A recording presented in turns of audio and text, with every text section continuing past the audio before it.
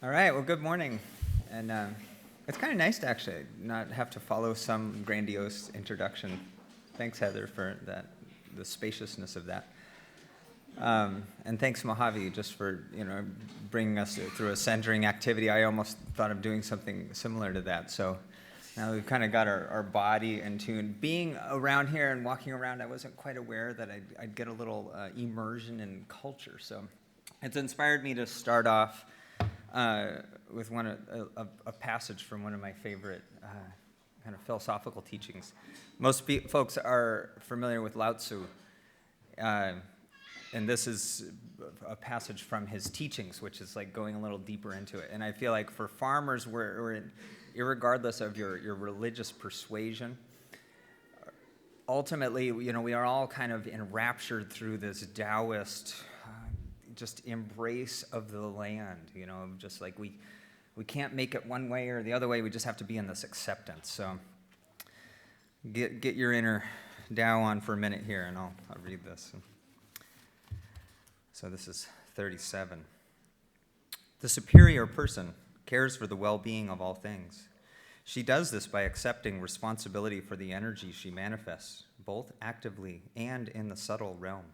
Looking at a tree, she sees not an isolated event, but a root, leaves, trunk, water, soil, and sun, each event related to the others, and the tree arising out of this relatedness. Looking at herself or another, she sees the same thing. Trees and animals, humans and insects, flowers and birds, these are active images of subtle energies that flow from the stars through the universe, meeting and combining with each other and the elements of the earth. They give rise to all living things. The superior person understands this and understands that her own energies play a part in it. Understanding these things, she respects the earth as her mother, the heavens as her father, and all living things as her brothers and sisters. Caring for them, she knows that she cares for herself. Giving to them, she knows that she gives to herself. At peace with them, she is always at peace with herself. So, and that's, ultimately all these projects and ideas and inspirations and hopes and visions that we have, we need to somehow carry forth that level of understanding that we're at the gates of creation when we get to tend the earth, whether it's as farmers, as herbalists, wildcrafting, as foresters, even as miners, in a way, miners, loggers, and farmers. We are the foundation of all wealth on this planet. And as Rudolf Steiner once said, is that money is the most spiritualized form of matter. And when I first encountered that statement, I said, no, you're wrong. That's profane. Money's evil. But then when I thought about it, pretty much why money is what we use to translate our life force into some other substance. And, when we get behind it in that way, then it really gives buoyancy to our activities, our economic activities, and helps connect why we are doing those things. So, in relationship to seed, that we have a relationship between money and seed and the earth community is we have an interesting juggling act there of maintaining a sense of the sacred while also trying to achieve right livelihood and ecological harmony and political rightness. So let's see if they're already up there. Great. Just a few words on who I am. I've been farming for the last 21 years, more than half my life, and I live down in the Siskiyou Mountains of southwestern Oregon. The Siskiyous are a really old mountain range that rides on the border between California and Oregon, and it's an east-west mountain chain. So it's an interesting nexus from the Cascadia ecology from the California chaparral, and we're the most biologically diverse coniferous forested region on the planet right there. So it's an interesting place to be doing seeds because we have so many influences streaming in the native ecology that we're interacting with. So it's also interesting culturally, it's attracted a lot of people. So, as Mojave talked about that, all of us in some way are standing on the shoulders of our predecessors. And there would be no way that I'd be able to be standing here now or doing what I do now without having, been inspired by the people that went before. And I meant to put his picture in here, and I was realizing this morning that I didn't. My friend Alan Vanette, who passed away a few years ago, and this may be a good story to start off with. And he, back in 1974, started a seed company with Alan Capular, who goes by the name Mushroom. Some of you may know him. He's still around. Called Stonebrook Hippie Seeds in Rouge, Oregon. So how this started was they were all into Gandhian nonviolence and being vegetarians and all these somewhat radical concepts at the time. So they're like, hey, if we replant the carrot tops after we eat them, they begin to grow and then they make seeds, and it's a way to honor the continuance of life. And you can do the same thing with celery or a beet if you cut off the top. So they got into seed saving in this kind of unusual way, and just wanted to grow their own food, and really probably for them not having anybody's shoulders to stand on, because the rednecks at the time were just like, who are you people, and how can we make you go away? But they stayed, and Stonebrook Hippie Seeds became Peace Seeds, and that became Seeds of Change. And now Seeds of Change is owned by Mars, and it's something that, we're creating the next level of. So, I think that's an interesting thing. And, within all of that, too, is our role as seeds people of how we integrate into the community. What the seeds tell us, if we're listening and paying attention, is how to live on this planet. So, like Alan Vanette, to use him as an example, he started the Southern Oregon Barter Fair. And I know up near here, just down in Washington, there's the Okanagan Barter Fair, we need new forms of the way we exchange goods and services. He also got herbicide spraying stopped in our community, and then the salmon began to be more prevalent once we stopped poisoning our roadsides, and also started a town council of how do we resolve our differences in rural communities where everybody is fairly individualistic. So again, if we translate the lesson from the seed into our greater work, that is ultimately one of our lessons. And then it reinforces our work we do with the seed, because we see how it's so vital to, it's, the heartbeat at the center of what makes us alive, our food. So I've been doing an apprenticeship program on my farm since '98, so there's been a lot of young people come through my farm, and we'll see some pictures of them here in a minute. And increasingly I've been reminding myself and them, this whole thing that we're doing, like it may look like, oh, God, another seed crop, and how do you keep this one separate from that one, and all this stuff, of reminding them, this actually has nothing to do with seeds, or very little to do with seed. This is, look to all of this as the embodiment of the work that we have to do as humanity to reweave ourselves back into the circle of creation. We become so distant that we somehow, that knowing how to grow seeds becomes this novel idea. And that's really unusual to me. And I like being in crowds such as this, where it's like, oh yeah, you know how to do that, I know how to do that too. Rather than being a wisdom keeper of something that is a rare and precious jewel. It may be precious, but I'm looking forward to the day when it's no longer rare to do these things, that it is just, oh yeah, that's what you do. We eat, we garden, you save your seeds. And that these ideas, at one point were not novel at all. And the idea, too, of collectively stewarding the germplasm resources that are the foundation of our life force, our food, is just something that we accept as a responsibility that we would do, just like our heart beating, our breathing. We don't have to maintain consciousness of these things, so that action of saving seed, that it just happens. And I see that happens for me. I see it happens for children, that we're in a garden somewhere, perhaps not even our own garden, and we see a seed head or a seed pod, and we just reach for it, and we want to. I'm always doing that, and I go places, and I put on clothes I haven't put on in a while, and I'm like, what the heck's in here? Oh yeah, it's those seeds I got at this botanical garden. I don't know what they are.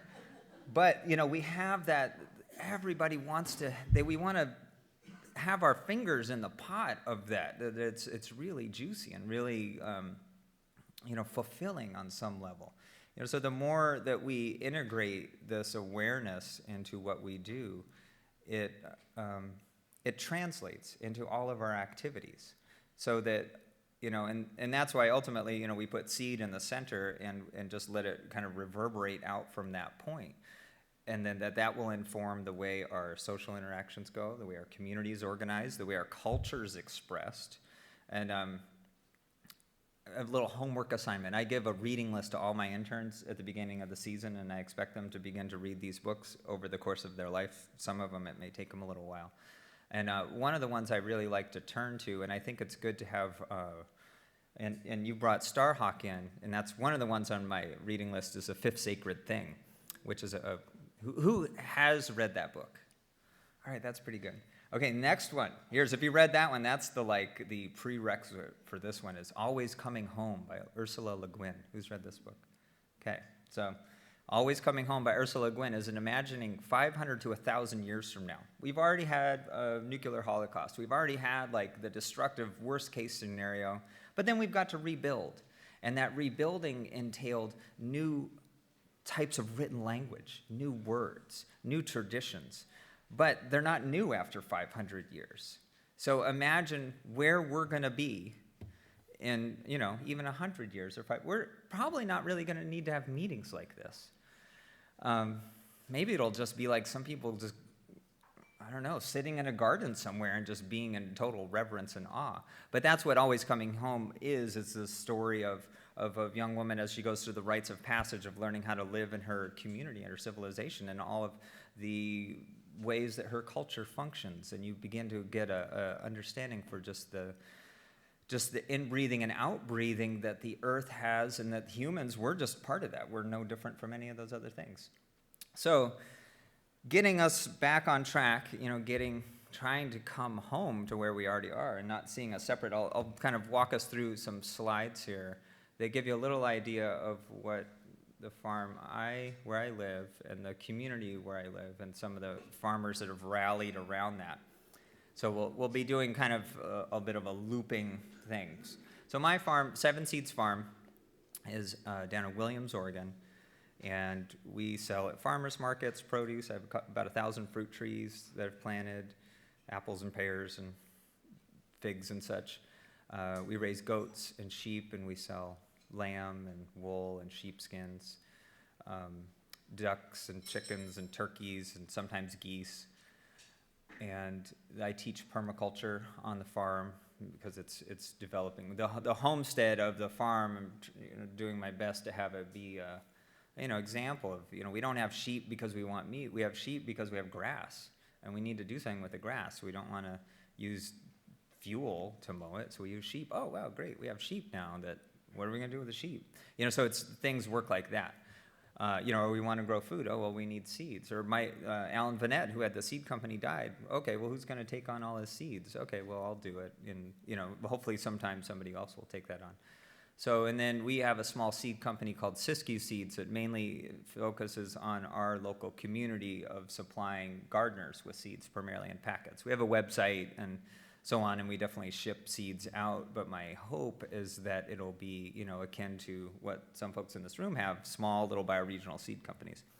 And then a number of years ago at the Seed Growers Conference, we were sitting around probably drinking beer with Matthew Dillon and Dan Hobbs, and probably Michaela was in on these conversations, and John Navazio, and visualizing, we don't really like the way when we're selling these large amounts of seeds to these other seed companies, the way they don't really tell our story, the way they don't really honor the work that we do, the level of relationship that we have with these plants or these lines and everything that's gone into it. What would it be like if we had a cooperative where we got to steer that and tell the story and have more transparency and really showcase the farmers and how it got this way? So I'll be going through that story a little bit, but the Family Farmers Seed Cooperative, I helped get that rolling, and then now the order fulfillment center and the seed storage and the seed cleaning facilities at my farm in Williams, and we're learning through that.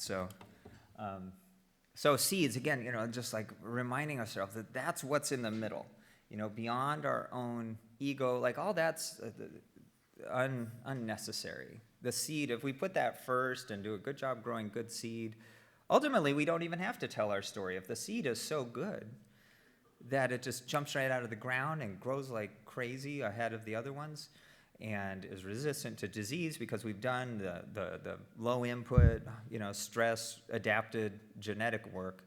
The seed will tell our story for us. And the seed tells an incredible story, because within the seed, like Rudolf Steiner reminds us, that inside the seed is the chaos of the cosmos, the full potential of the way atoms and molecules organize as DNA. And so like here, and just beginning to peer deeper into the heart of nature, these are poppy seeds looked at really close. So that we as a farmer, we have the unique opportunity to look even deeper than just the casual glance in the seed packet. We get to see how it expresses itself on the plant and how it's a reverberation of the patterns that emulate themselves throughout nature. That, with these fractal patterns, and that from that one seed, one sunflower seed, for instance, is going to make one sunflower head that maybe has 400 seeds on it. And from those 400, then it logarithmically fractals out into nature. And that, I think, when I teach permaculture, I remind people about this, that pretty much all of nature, and I have a friend who's an Indian mathematician, like incredible guru, who reminds us this concept. It's hard to describe, but fractal harmonics, that everything in nature is a harmonic of one another. So that sunflower head is a harmonic.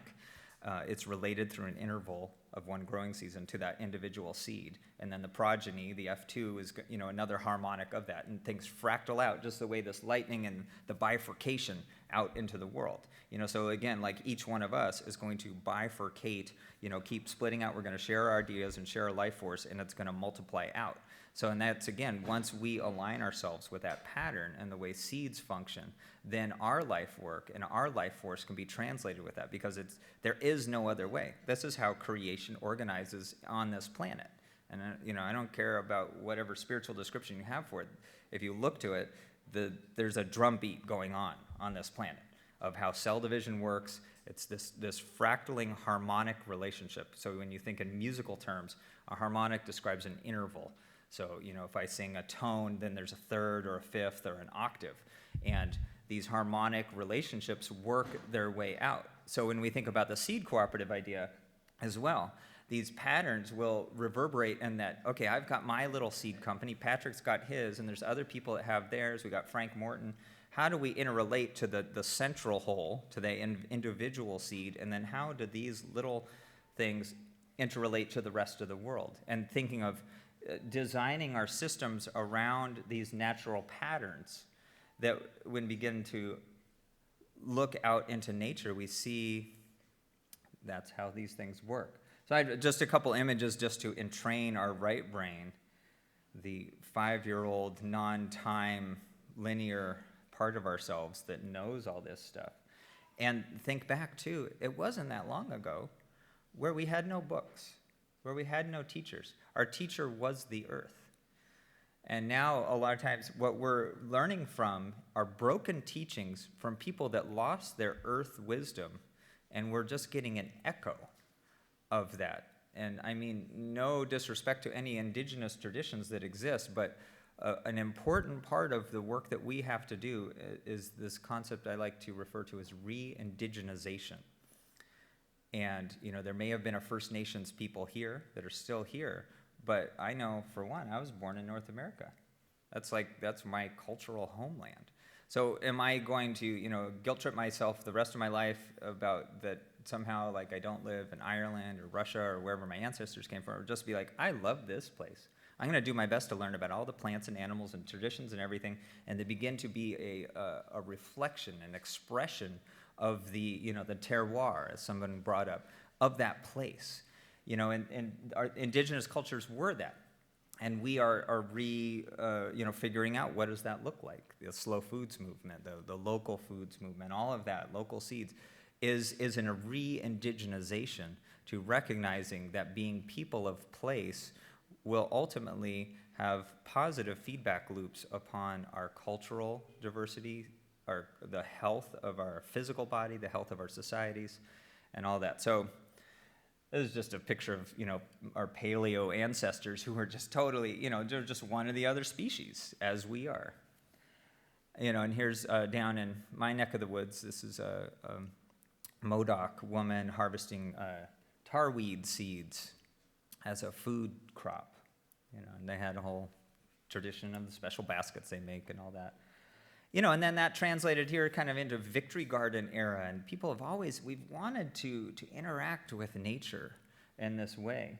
And, when we look at farmers markets, people want to interact. I love it when I'm at the farmers market. One of my favorite moments is when somebody comes and buys a bunch of produce, gives me money, and then walks away without their produce. They weren't really trying to get produce. And it's, again, like I said, it really has nothing to do with seeds. What we want are relationships. What we want is to feel like we're part of nature. That we want to, like, oh, these tomatoes, look at these. I can just taste them just looking at them. So a lot of people, because we're not as woven in as we once were, just there's the imagination of what they're going to taste like is so rich to us that we don't even need the tomato. I think we do. We need the phenols and the antioxidants and the carotenoids and all those things that are in it in order to be alive. But, that sense of belonging is really important. So this is an aerial view from, I think it's probably a number of years ago now, about 8 years ago, when all my fruit trees were much smaller, of where I live now. I've been on this site for 13 years, and we have a unique situation. We're about 2,000 feet elevation, and we have 40 acres that's surrounded on three sides by public land, BLM, which stands for Bureau of Land Management. It's probably like you'd call Crown land here. So we're unique in that we're embedded as an agricultural place within a forested ecosystem. So that's great in terms of genetic isolation. There are no GMOs within, 20 kilometers of us, at least, probably 30 kilometers. And then I lease a couple other pieces of land for seed isolations. So we've kind of laid out our whole farm. If you want, we can talk permaculture later, but according to the keyline principles, and we built 7 ponds, and it's a whole integrated system. And this is the mountain that we back up against. We have a 7,000 foot, I guess what would that be? 2,300 meter high peak or so. Our water comes from. That's all old growth, roadless forest. So 7 Seeds Farm, it doesn't refer to the number 7, because everybody's like, well, what are the 7 seeds? And I've never actually come up with a good answer to that. And what I want to do is point and say, well, that's what it is. There's this giant landslide on the mountain, and the water stays up there until July or August. The snow does. So we have reliable gravity flow water that we can irrigate from that's very pure and tangible. We can look at it and see it. So this has been an interesting incubator for a lot of ideas, a lot of fertile ideas, because we have this this homestead model that's not your typical row crop farm. So here's during Organic Seed Alliance field day we did a number of years ago with John Navazio. I believe Joel Wrighton is there in the green hoodie, North Dakota State. And a whole bunch of folks are in that picture who we may know. I don't know if you were there, that one, Michaela? Okay. Okay. And Woody Derricks and a whole bunch of Nash Huber's crew. Anyhow, so really cool to get together and look at what are we doing? How do you do what you do? And how can we learn from one another? These field days are excellent opportunities that I encourage anybody that has neighbors within an hour or two drive to begin to do these types of things and share ideas and resources. And from this, we were looking at radishes specifically, and we had, this is a picture of Mizuna selection there with Scott Chichester and Josh from Nash Huber's farm.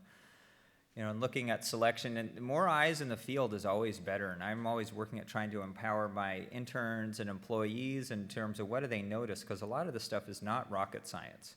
And I loved when, I believe it was Phil Simon or one of these scientist types, we were talking about carotenoids and antioxidants, and pretty much I got him to distill it down to so you mean the more colors you eat, the better it is for you? Okay, you're the PhD, explain it to me so I can understand. And that's, a lot of it's really simple. In this picture here, you can see there's a Mizuna that's flowering early. Well, we're going to pull that one out and eat it. It's selecting for late bolting. And all of these complex terms we might use are really simple things to do. So likewise in radish, ultimately, does it look good? Does it look like something you want to bite into and eat it? So here's John Navazio assessing. This is plum purple. It was one of the ones in that Easter egg radish thing and was under a PVP until a number of years ago. And then we produced the first seed crop of that once the PVP expired. So what was cool, within this field day, we grew like 5 or 6 different types of radish, about 40,000 roots of each, pulled them all up to look at them. And that's what we're doing here, is doing the assessment, sold a bunch through the CSA. And I forgot to mention, I helped form a cooperative CSA about 12 years ago, and we have about 10 farms that deliver food to about 200 or 300 families throughout a kind of 100-mile radius circle in our bioregion. So, and a lot of those people are seed growers too. So then the culls from our plant breeding work can get turned into produce that can feed people. But so with all these farmers there, you know, the plum purple got replanted right there. Another one went to another farm. This is French breakfast. You know, just looking at what do we got, what is the germplasm that we have available, and then you know, we replant these out to be grown in isolation at other farms. And you know, like I said, this is not rocket science by any means. Children are perfectly capable of making many of the determinations of the traits that we're looking at. And imagine if we all started at that age. We'd have it totally down. We'd be looking at other things that right now we can't even consider in terms of nutrition and life force potential. If you've been eating radishes, organic radishes your whole life, you'd have an assessment of, yeah, that's the one. That tastes good. That has the flavor and nutrition. A lot of us, they're still kind of novel. I meet a lot of people, I don't like radishes. Well, you haven't integrated into your cuisine quite yet. So, but there's a lot of sitting around sorting through roots and mind-numbing monotony. And that one's another pretty in pink, and that one came from a farmer friend of mine in Vermont. And then, you know, here it is out in the field. We're pretty low tech the way we do a lot of these things. Those are, you know, big piles of radish pods, pitchforking it into the truck, and we run it through a Alles Chalmers all crop that we own as a collective. We have a bit of an equipment co-op of seed cleaning equipment, and these Alles Chalmers all crops, for any of you working at the scale where you're doing maybe an acre or more of seed, this is a pretty cool piece of equipment. This one was built in 1937. We have another one that's 1943. It has lots of parts that are canvas and wood, which are kind of cool because when they break, I can go to my shop and fix them right there. And then we have a parts one as well. But basically, it's a small pull-behind combine that we mainly use as a stationary thresher. And I might have another picture somewhere else of it in action. But it pretty much like will smash up the pods and screen it out and winnow it. It's not the ideal, and we still do a lot of just dancing on seeds, and I think I like that method better. So again, trials are a really important part of the work that we do, is looking at all the different genetics of what are out there. Within this patch here are 8 different like curly Vates type kales, and a couple different types of red Russian. And it was really interesting to see how the red Russian kale seed I grew did really well, of course, because I'm growing it where I grew the seed. And the stuff from Washington did pretty well, because they're a similar climate, but the stuff in Colorado did awful. It just did not, same genetics, but again, the seeds imprint on the bioregion. So ultimately, as a seed company that's distributing nationally, what I'm aware of what we need to do more and more of is strain crosses and pooling these genetics in swarms so that our genetics are more elastic, so that anybody in this room can take it and see something within that population that's going to work for their system. And that's one thing I remember having conversations with Nathan and Beth Korm, who had Turtle Tree Seeds for many years, a biodynamic seed company in New York State in the United States. And this idea of genetic elasticity versus like, I've been growing this on the same mountainside for 20 years. Well, that's cool. That's going to work well for you. But when it goes to Nebraska, it may not do that well. So they really like the idea of growing out seed crops, moving it around of where it was grown in the country. Or the other thing we can do is, what I do is I get a packet of something else and just add it to my stock seed. And I know I'm playing roulette a little bit sometimes, but I'm always, every step of the way, I'm selecting. And if I have more potential alleles, from the genetic concept, there's more potential combinations that can occur that allow me more opportunity for choosing.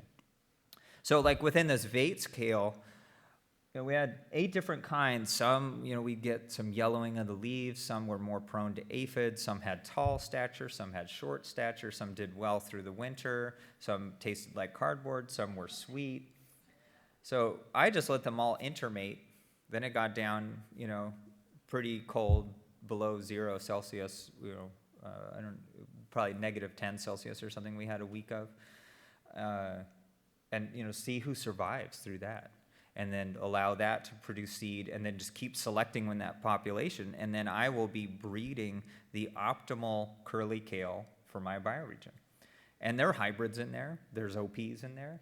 And the thing is, I for a long time villainized hybrids because I thought, I don't like the political agenda, the corporate agenda behind it. But the bottom line is there's a lot of good plant breeders out there working on these hybrid varieties. And within those genetics, we can go in and take what's good, or use what's good, borrow what's good. This idea of creating grexes is something that I learned from Alan Capular, Mushroom, of mixing up all these things, kind of shaking them up and then pouring it out and then just start selecting. And Jim Myers, Oregon State University plant breeders, done this with broccoli, mixed up all these hybrid and OP broccolis and then just started selecting from there. So this is especially if you don't feel like there is a good adapted variety for your area, just create it. Get a bunch of genetics together. Make sure there's not going to be GMOs in there if you're working with the beets or chard or corn, and just create it. It takes time, but what else are you going to do? So within that, we're starting to get some cool things. And as Patrick referred to too, we trialed what we'd heard was the best lacinato kale, and we found another one that was way better within this project. So, and that's what we have in our catalog is called Black Tuscan kale. These things, domestication is not an end point. We don't arrive at a point of completion and, okay, we did it. It's done. It's in the bag of seeds. It's forever fixed as being ideal. This is a constantly evolving process, and it's happening concurrently. There's many people doing concurrent work. We're farmers. We're not always the best at communicating exactly what we're going to do. Not everybody in here writes a blog and updates it every week about their latest plant breeding projects. So, if you aren't able to find it through trialing, you have to go about the work of creating it. So, and then, reproducing it out. If you have a little bit of something that's good, make a lot of it. This is a white Russian kale, which originally was a Frank Morton variety. For us, it's our latest bolting kale. So in the spring, that's a really valuable trait for us for those early farmers markets to continue to have kale when all the other ones are bolting and aphid covered. So I like that one. And then, like what I was talking about before, the fractal harmonics, when we're doing plant breeding, try putting it in the perspective of other things. So here's one of our farm dogs. Almost all the dogs look like her, except for the one with the brown. So there are those one things that you see sometimes within doing seed growing. If you grow out 10,000 individuals of something, you're going to see the 1 in 10,000. You're going to see the one that does. Has anybody ever seen that crazy mutation where things go into that like Fibonacci sequence fractal thing? Sometimes that's like the 1 in a million plant, where you're like, what the heck is it doing? Or the corn that makes ears where the tassels should be, or those. Not like you're going to create a new variety from that, but it's teaching us something about the potential in nature. So look to other species and native plants for how genetics function. So, here's a Swiss chard. That's a crop we've worked on a lot. And then we'll go in and mark out 100 plants that are our favorites. And then we save seed from those 100 individual plants and bagged each of those was one mother. And then we were looking at different traits of what kind of things we wanted. This is our prismatic rainbow chard mix. And, what's possible out there. So, and then we get seed from those individual plants and then grow them out. And, and these things can have positive unintended side effects. In trials out east, somehow we weren't even trying for this. This was the sweetest chard to eat raw. I never even thought of testing it because I personally don't really like raw Swiss chard. But somehow this work we did had this unintended side effect. So, and here we are doing this with lettuce. it's really difficult for my interns to figure out what the heck's going on, because I'm like, no, don't harvest that one. Or, oh, if you want to make a salad, you can only harvest from the ones that have the stake next to it. Like everything is this giant science experiment happening concurrently with, our food and seed production. Little trials like this and all these little stakes and kids that get in there and all of a sudden turn my stakes into swords. And, you just ruined 5 years of... Or possibly that was their contribution to the genetic pool of interesting randomization. So, but nonetheless, we managed to get some seed crops that look good. And then what I love, these are fun moments of, there's one of my sons when he's about 3, and, like that one doesn't belong. You see, he's got a hoe in hand. Here we are doing very advanced selection in the field. And a relationship I've begun to develop, and I think that any type of cooperative relationship, we need to include the people that are filling the semis with produce. I love the small permaculture scale, but the bottom line is more people want to eat organic than I'm capable of producing, or many small farms. Ultimately, it'd be great to see, 1 million more small farms sprout up all over the place. But meanwhile, we have our mid-scale farmers. This is my friend Steve Fry. He lives down near where I do. He farms about 100 acres of certified organic vegetables. He's standing there between, that's a 1,000-foot long, 300-meter long row of parsley. And there's 8 of those. That's a lot of parsley. But what an incredible opportunity as a plant breeding situation. He told me, he's like, hey, I got all this, kohlrabi and, all these biennials. So we were able to walk out there and be like, well, what do you like, Steve? What is your crew? What do they want to see or what do they not want to see when they're making bunches and filling boxes? So you can see some of the yellow leaves and how it's kind of patchy where plants died. Obviously, they're not making bunches from the one that died. And those ones just bred themselves right out of the gene pool. But we went into this and selected from those 8 rows down to 1 row of super choice ones. And this was actually, we started with Frank Morton's darky parsley that he'd already done a bunch of work on. So it's good to start with good genetics if you can. But then getting the feedback loop of a very experienced produce farmer and the real world considerations they make of, you can see the black plastic mulch to control weeds, because he's got to weed 100 acres. And these other kind of considerations. So even though he isn't the seed grower, we've begun to develop these kind of collaborative relationships. We're able to let this stuff go to seed, come back later, and get 100 pounds of parsley seed, and that's much more evolved genetically for the types of systems that most truck farmers are going to be encountering. Same here, peppers is another one. Peppers, they tend to get sun scald down in our region. You can see up there in the top, that's what happens when you don't have too much leaf canopy. Well, you can create a lot of leaf canopy if you pour on tons of nitrogen in the form of chicken manure or something, but ultimately I want to breed for plants that naturally have an upright stature and can make enough leaf canopy without ridiculous fertilization to produce nice peppers. So we go in and find the plants that look good in challenging conditions, and then we produce stellar individuals. Same, all our root crops, digging those up. And a lot of what I'm trying to do is just give you an impression of, if you want to work together, you need to work together with people that already speak this language. What's interesting about all this, what we found in forming a cooperative, there were a number of people who were interested in joining it because they saw a new business opportunity and they were at the early stages of starting their farm. And they saw like, oh, here's a good opportunity to jump on board this train that's already moving. But ultimately, what we really were looking for is the people, this is already how we're doing it. We already know all this stuff. We've already been ordained in the John Navazio School of Organic Plant Breeding and Selection, of understanding these various ways that we can do mass selection, or like with the Swiss chard, the progeny rows, that kind of thing. To be producing superior vegetable seed.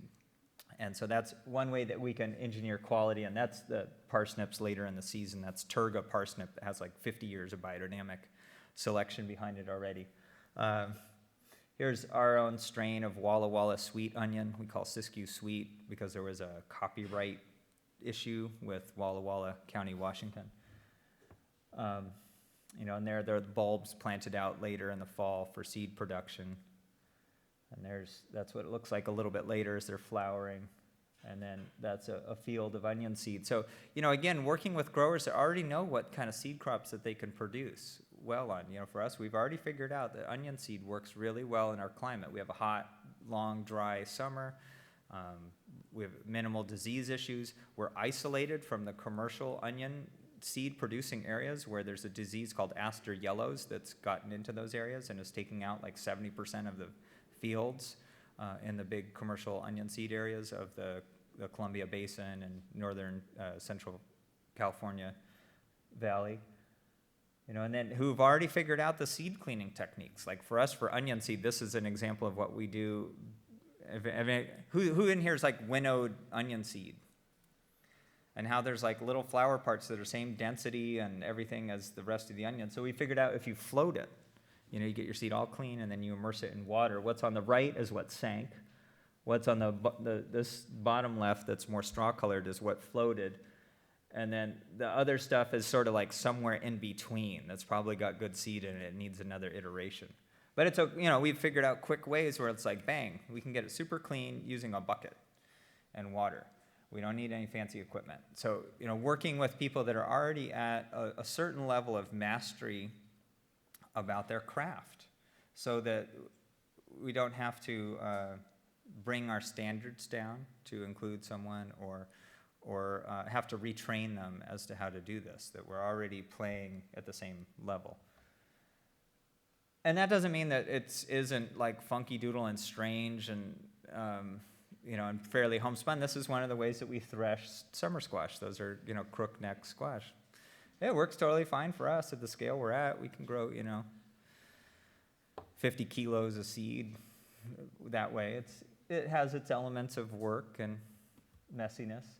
And that's still how we do most things right there, bang.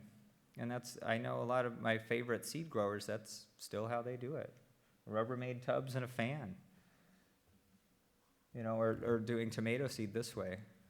We have upgraded and we have, like this is a wet process seed threshing machine that streamlines it a little bit. But unless you're doing a large quantity, it actually doesn't save time because you have to spend all this time cleaning it. Same with all those combines and stuff.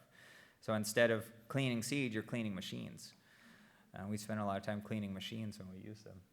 Because if you can imagine, like if you're doing radish seed in your combine and then you're doing onion seed or another type of radish and you get seed mixing, I think most of the crossing or the seed contamination that occurs in organic seed production isn't actually in the field of flowers. It's actually seed mixing of those tomato seeds that got stuck in the screen that you failed to get out that all of a sudden get in and then reproduce themselves later or something like that. So there's a lot of little tricks you got to deal with. And then even these specialized machines that cost like $4,000 or $5,000, we've made like a dozen modifications to this thing already, and I could see a dozen more. So there's a huge opportunity for the machine enthusiasts amongst us to either adapt these things or invent new ones that address the scale that we're farming at. So you can see the section of metal roofing flashing as a key adaptation in the dust pan here, and that man is holding of how to get the tomato seeds just right. And then this thing can eat cucumbers like there's no tomorrow. But the screen that's on there, the seed can't pass through, and it's welded and riveted to the machine and all these linkages. So it's not interchangeable screens. Diversified small farms. One machine needs to serve multiple functions. It's one of our least fields, and just a lot of diversity. This particular year, I think we grew 170 different species, 170 different varieties of seed. So any approach or technique we have needs to be able to be flexible. And this time of year, we're constantly, multiple members of our crew have a Sharpie and a roll of masking tape in their pocket. So that every time you put seed in a bucket or anywhere, it's getting labeled. This field, this variety. I'm not sure what it is, but it's the one in between this row and that row. So that all the way along, because there's nothing worse than getting to the end of the year, and there you have a bucket of seeds, beautiful seed, and you have no idea what it is. And I've had, 5 pounds of tomato seed I needed to compost because somehow somebody forgot to label it. And I don't know. I don't have the time to wait and grow it out the next year and figure it out always. So, and again, animals is a part of our system. So, and that's the reason I put this in, I didn't have a picture of it, but one of my favorite things that I've been doing lately is seed that didn't pass germination or that just it's not vigorous anymore is dumping it out. Dumping out bags of seed just in the compost or to our animals. Like that just feels so good to me. That's like one of the most baseline key things of quality of like, this is just no good. And just like move it along rather than this attachment to something that is ultimately not going to serve anyone. And my friend Larry Middleton, he once said that most seed companies are actually paper companies. They print catalogs and seed packets, and they just need a little bit of fluff to put in them. And that most of the ones in the hardware stores, or and I don't know if it's like that up here in BC, the hardware stores have seed racks. They use what got swept up off the floor from the seed houses, and that the bigger seed outfits that market direct to farmers is where all the good seed goes. And I think we owe the gardening populace the same respect we do farmers, that they deserve really high quality seed. So I've really taken pride in, the chickens are going to enjoy those ones. Dumping out stuff. Just like it's not serving anyone to hold on to what has eclipsed its prime. Of that we want to be at the cusp of vibrancy and vitality in the seeds. And anybody in here, I'm sure, can agree to this perception that when you grow seed that was grown the previous year, it just jumps out of the ground. Brassicas, they germinate in like 2 days. Seed that was grown 10 years ago, it takes a little while. And that vigor is really important, especially for organic systems, because something that has the vigor from the very get-go is going to resist early onset of pest attack, disease, secondary infections. If it gets hoed, it's going to be able to regenerate itself more rapidly. That vigor is critical to people being successful in low input, diverse farming systems, because not everybody can idealize their system. So we need to idealize the genetics, which is, the vigor. So that's for me, like in terms of dumping out seed, it's using those screens that we have to scalp off the big seed. The biggest seed, as long as it's mature and hard, is what I use for myself. The mid-size is what I sell, and the little stuff, I have like a seed ball collection. Anybody, about seed balls, Fukuoka's thing. All my like small fluff seed I just use for, poultry pasture mixes and stuff. But of big seeds, and Rob Johnston from Johnny Seeds, he and I have had conversations about this. Big seeds are more vigorous. Not just like beans are more vigorous than broccoli, but the bigger beans or bigger broccoli seed has more carbohydrate reserves in it. The endosperm is larger. It has literally more food to propel the young sprout, the cotyledons, into being a more fully expressed plant. So here's going through. I mentioned a little bit this Family Farmers Seed Cooperative that we started, and I think probably the story a lot of the farmers that are part of this, it's somewhat similar to mine in some way in their own version of it. So in terms of like meeting, we're already all trained to a certain level. We've already developed our farm systems. We have our barns, we have our tractors, our farm crews, our markets. We figure out how to make that basic part work. So then when we meet, it's sort of just nuancing out that, well, how are we going to do this? How are we going to match my own, iconoclastic individuality with yours? And that's ultimately where a lot of the challenge lies, is because farmers were very individualistic, and the nature of our craft entails that we spend a lot of time on the land, which tends to imbue us with more and more individuality rather than the homogenization of working in our cubicles in some corporate thing where it's all the same. So in terms of translating, well, you don't understand what it's like to be at my farm or in my valley or my field, of figuring out what are the common threads that we all share. And part of it is we want that individuality to be expressed. We feel like our way is good. And not from some ego-centered way. It's like, well, it works. And I remember that there's a farm conference down in California, and I've always chuckled, and that they have this thing, the successful small farmers. Every year they pick 3 farmers that are considered like successful. And a lot of times the people get up there on the podium and they're like, I don't know why I got chosen for this. I guess it's because we're still here.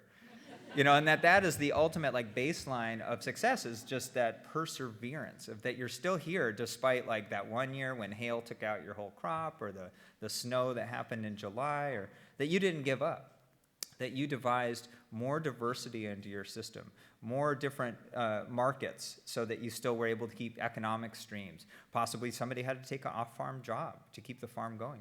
You figured out how to keep the seed in the center and keep that all moving forward, rather than giving up because 1 or 2 or 3 or 5 years was difficult. My one friends, Robbie Lee and Susie Evans, they have a farm in Oregon. Their whole farm burned to the ground. They had pictures of their tractor with no tires on it because a firestorm came from the forest down through their field. And they just retired, but they farmed for a good 35 years or something, doing high, intensity organic farming. And just to be able to survive through those kind of demoralizing experiences of your entire farm burning down, your barns and everything. So those traits are really important, and I think that ultimately engenders respect among colleagues, that you know what it's like to go through those things and still move forward. So I'll pepper this with some stories about some of these folks. This is Dan Hobbs. So he, in addition to being a dad, which I think is like one of the more important jobs that we fulfill, is training the next generation, of creating and training the next generation of humans. He juggled being the executive director of Organic Seed Alliance, being a farmer, and being super involved in his community. So, but now he's trying to get back just to being a farmer and just wearing that hat. So he's out in Colorado, Hobbs Family Farm, and does a lot of garlic, but also hot season crops, because he's in a bioregion that has about 10 inches of rain a year. And this is part of the beauty of the cooperative model. I manage about 3 fields within about 10 kilometers of each other. So the microclimates at each of those fields are slightly different, but having a cooperative, we can say, yeah, let's have Dan grow that hot pepper, because it'll actually ripen out there in Colorado. Or let's have Dan grow the carrot seed. Rather than me try and find where in my system it'll work, it'll be like having 25 isolations of very different microclimates.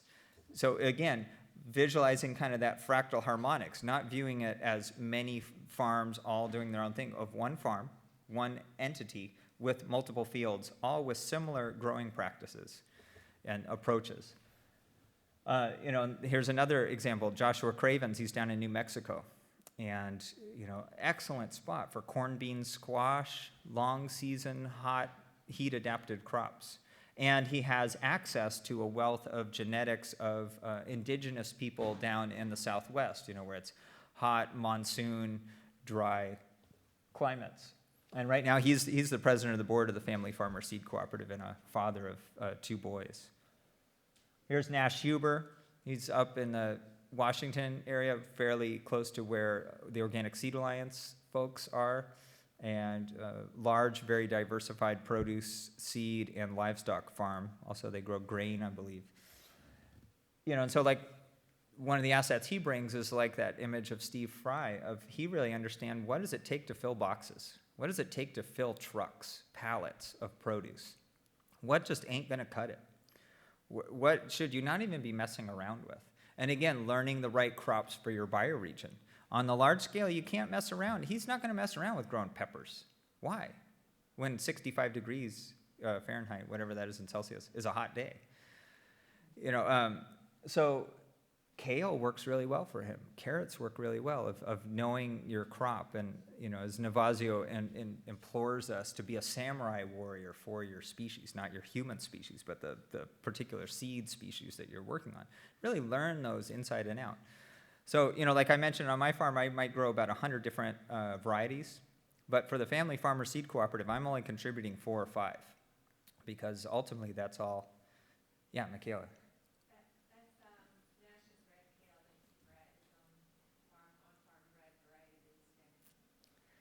And yeah, so Michaela's adding, that's Nash's red kale. And as far as I know, Nash still is not ready to release that to the world. Yeah. I don't know how long he's been working on it, but it's been the whole time I've known him, for at least a dozen years. So, that perfectionist level, that is the samurai warrior level of seeing that of recognizing that the whole concept of mastery is an illusion, of that the zenith of what's possible has not been achieved, of releasing it to the public, and putting your name on it and your stamp on it is an interesting, it's a very personal thing for people that have a deep relationship with these things. And I have a tremendous degree of honor to that. And we finally got Nash to let us sell some of his carrot seed, because he was the same way. He was like, I don't know if it's ready yet. I don't know if it's good enough. So, and here's a man who on the other side says that about his corns, but I managed to convince him to sell these things anyway. This is my friend Jonathan Spiro, and he's our current general manager. He lives in the same community I do and has been a farmer there since 1978.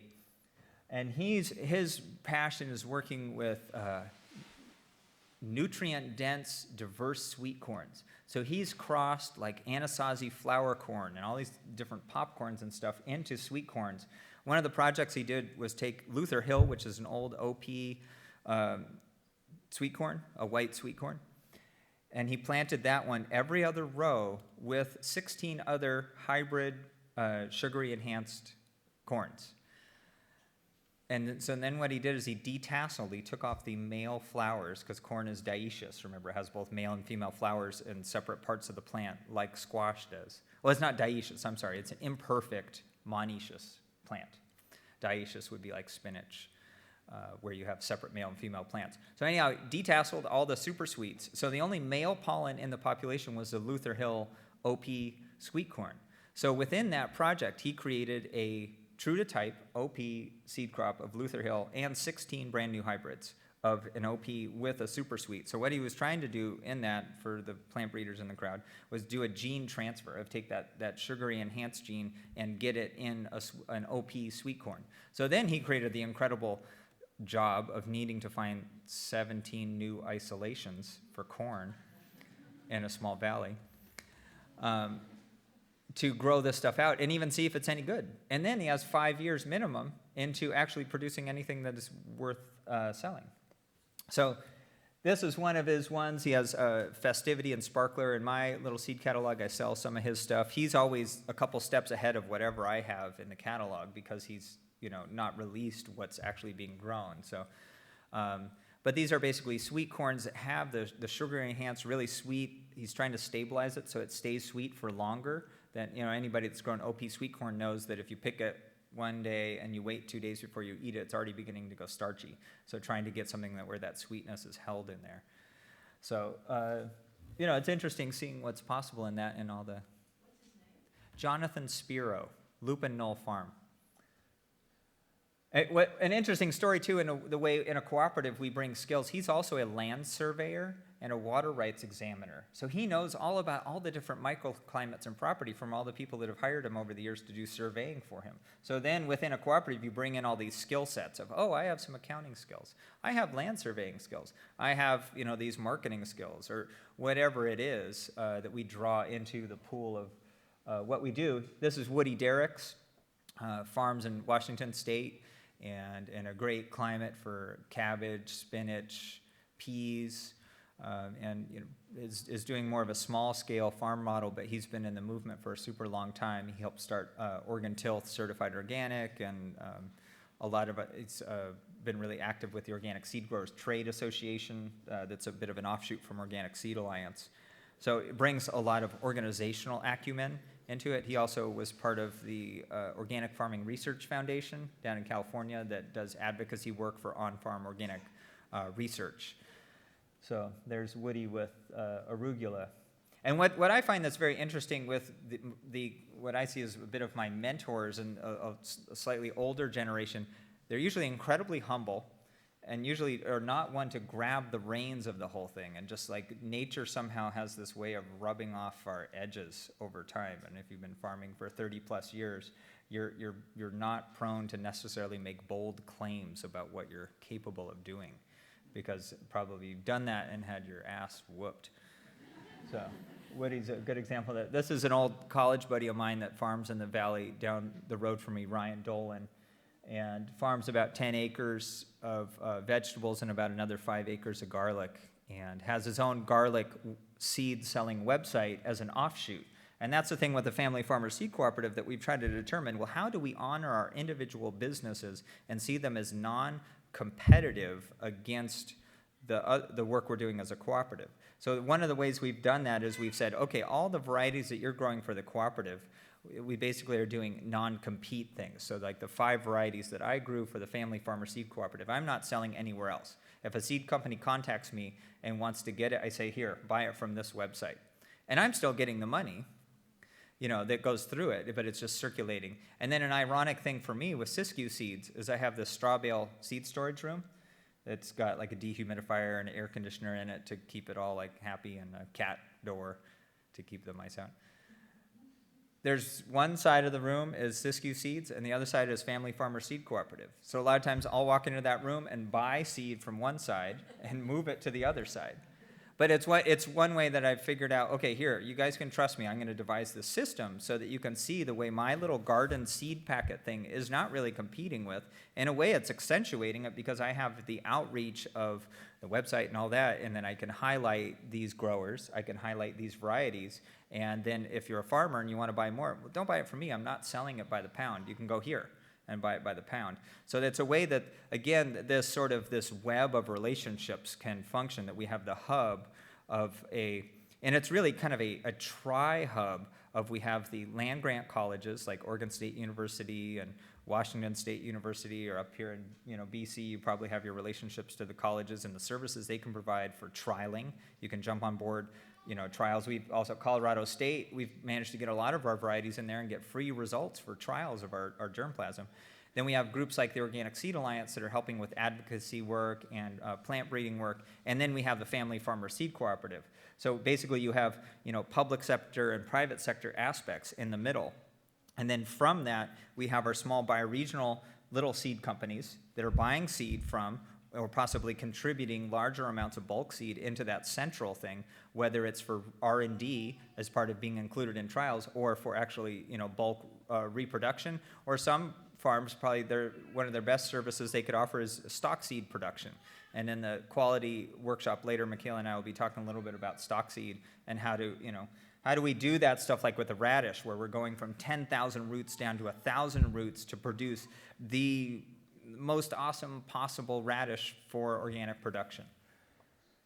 So, and then here's a new friend, or new collaborator, in this man, Tobias Hatfield. And I love these stories. So when I met Tobias, he was going by the name Prabhu. He wore white hemp robes and had dreadlocks down to his butt and lived barefoot in a straw bale shack with a canvas roof in Oregon. And we get snow and about, a lot of rain. So anyhow, over the years, Tobias somehow inherited a whole bunch of money. But he only would inherit it if he had a solid business plan when he was 40. So he had to figure out, okay, what am I going to do here? I can't be Prabhu and make this happen. So he developed this bomber business plan to start a bison ranch, and did it. And it was in an interesting time of and that's where we're poised too, of we translate the voice of the seed into the world.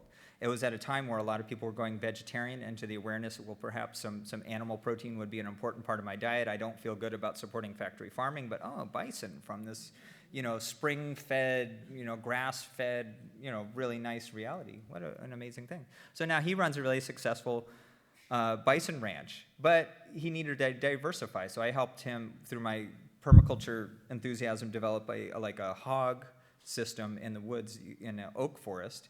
And then now, through that relationship, he's got the seed bug. So we grew this crop of Hopi Blue flower corn on his farm this year. Now I'm getting him on board with doing an acre of seed for me. So that's what I'm realizing is a much better way, if you're a family person, to manage isolations is collaborate rather than do it. Because if anybody here is driven back and forth to farms to turn off water, on water twice a day at least, that's no fun. So, Tobias has the land. He's totally happy. He can pile buffalo manure a foot deep on this and till it in and get corn that's mind-blowing, because he has a surplus of buffalo manure. So that my isolations are becoming these collaborative relationships. It's a bit of a pain with your whole organic certification, but I think we're training the certifiers of you're just going to have to work with us on this whole collaborative thing. You're going to have to support us, because This is just an emergent concept that needs to be accommodated. I don't care if your certification rules don't understand the way this works, but it's a lot of creating receipts. So in order for Tobias's organic certification, I needed to make a receipt, even though the seed was given to me by Seed the Change. It was never bought, and I gave it to him. How much time? We're a little over, and so. Okay, I'm close here. So yeah, what I want to point out in this picture, these plants make about 6 to 7 ears per plant. Major tillering. There's something we're learning about these and that whole corn bean squash thing, going back to these older genetics where it's already adapted to that. I'm really intrigued with that. Just a couple more faces in this. This is Nathan and Beth Corms. They grow biodynamic seeds out in Nebraska. That's Steve Peters, worked with the Family Farmers Seed Co-op for a lot of years, now works with Native Seed Search. On the left is Lawrence Holmes, a biodynamic grower in Colorado, also maintains a biodynamic dairy. On this side is Bill Reynolds, who's down in Northern California, really talented seed grower and plant breeders, developed a number of his own varieties, and he's one of our co-op members.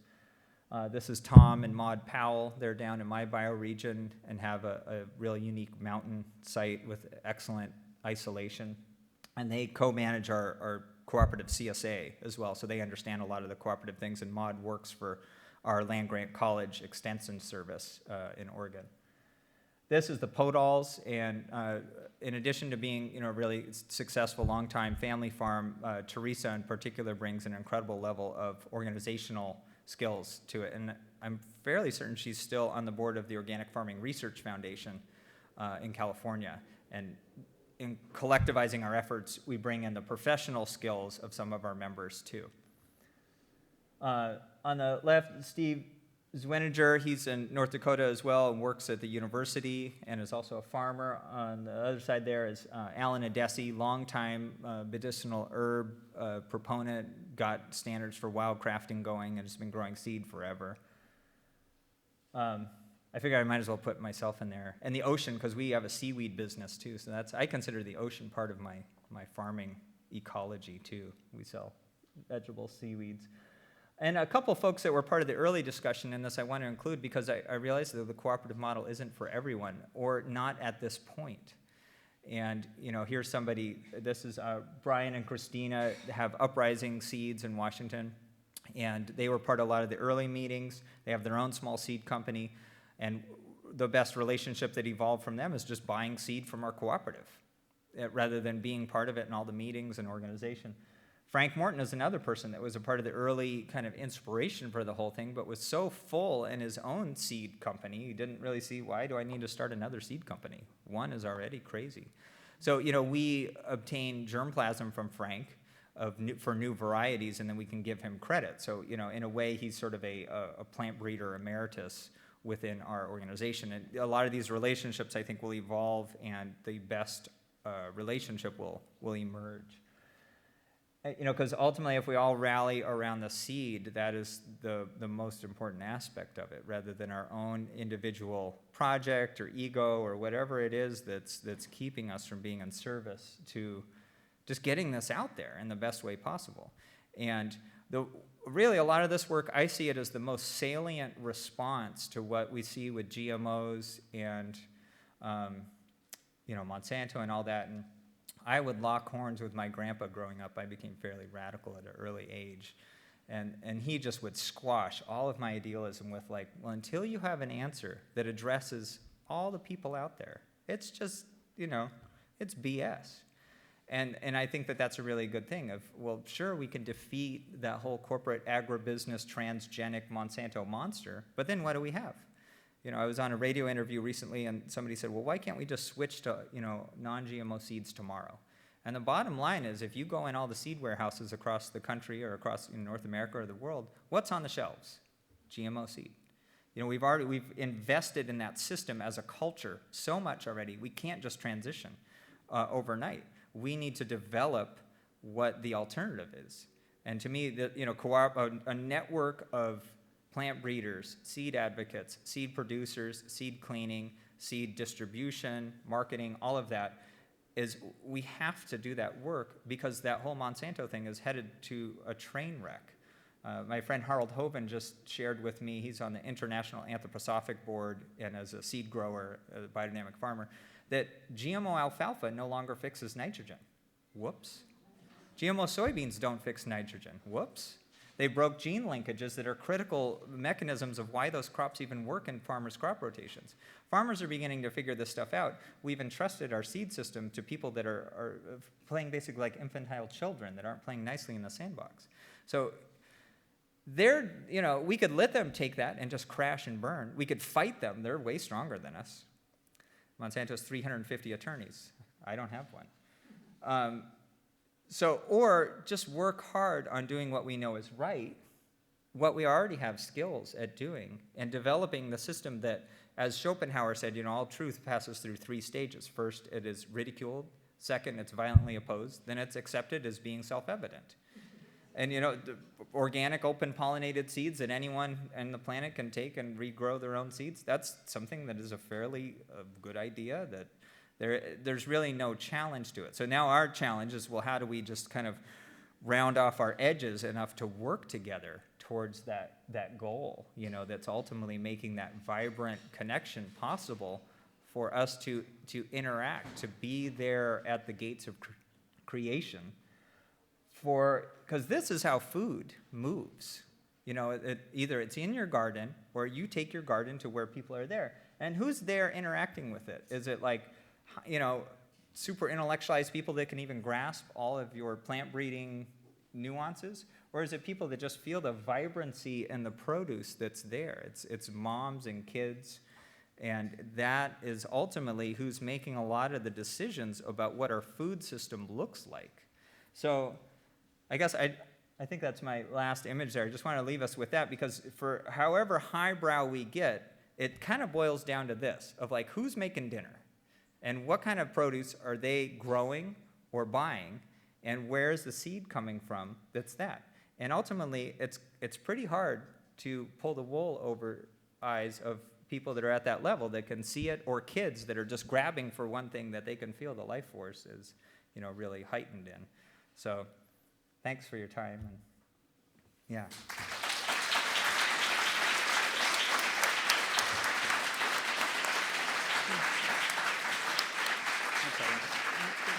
Thank you, Don.